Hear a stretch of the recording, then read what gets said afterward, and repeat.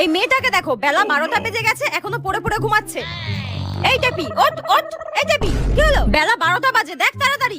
কি হলোটা কি? তোকে উঠতে বলছি তো আমি, তুই উঠবি না তো? নে। হ্যাঁ মা, তুমি আমাকে মারলে কেন?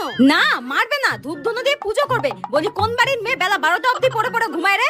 দূর ব্যাং, ওঠ তাড়াতাড়ি। যত সব।